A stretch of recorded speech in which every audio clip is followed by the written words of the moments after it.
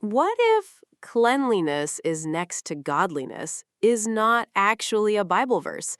What if the idea sounds spiritual, but can make people miss what God is really after? Most people quote this phrase like scripture: clean home, clean clothes, clean habits, clean outside. And yes, cleanliness can be good, order can be good, stewardship can be good. But the Bible's deeper concern is not whether your outside looks clean, it is whether your heart has been made clean before God. Before we start, click the first link in the description for your free ultimate study guide, Messianic Prophecies from Every Book of the Old Testament. Number 1. The phrase is not in the Bible. This surprises people. Cleanliness is next to godliness sounds biblical, but it is not a verse. The Bible does talk a lot about clean and unclean, especially in the Law of Moses.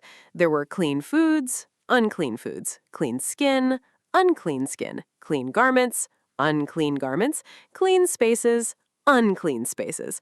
But those laws were not mainly about having a tidy house. They were teaching Israel that God is holy.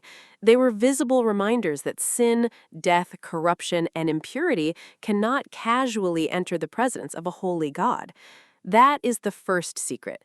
Biblical cleanliness was not just about hygiene, it was about holiness. Number 2. Jesus exposed the danger of outward religion. The Pharisees were very concerned with ritual purity, washings, traditions, outside appearances. But Jesus warned them that a person can look clean on the outside and still be corrupt within. He compared them to cups cleaned on the outside, while the inside is full of greed and self-indulgence. That image is powerful, because religion can become a polished cup with poison inside. A person can look moral, respectable, disciplined, organized even, religious, and still be far from God. That is the deeper revelation. God is not impressed by an outside exterior covering a dirty heart. Jesus did not come merely to make sinners look better. He came to make them new. Number 3. True cleansing comes from God.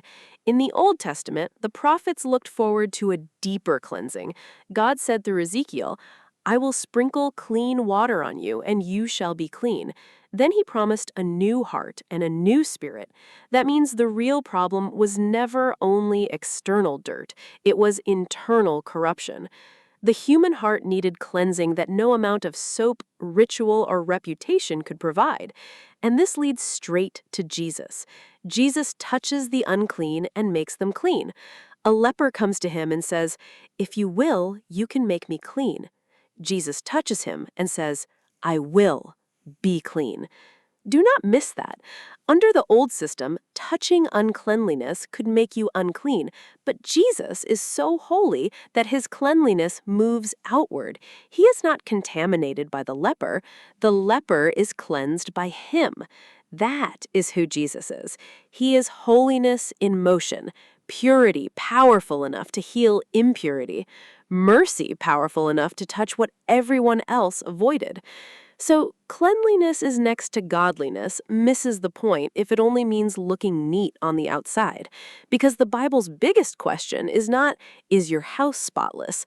The deeper question is, has your heart been cleansed? Have you been washed by grace? Have you let Jesus touch the place you're ashamed of? Because godliness is not produced by appearances. It comes from a heart made new. And the good news is this: Jesus does not wait for unclean people to clean themselves up before coming near. He comes near to make them clean. So yes, clean your room, wash your hands, take care of what God gave you, but never confuse outward neatness with inward holiness, because the Pharisees had clean cups, but the leper had the better prayer: "Lord, if you will, you can make me clean."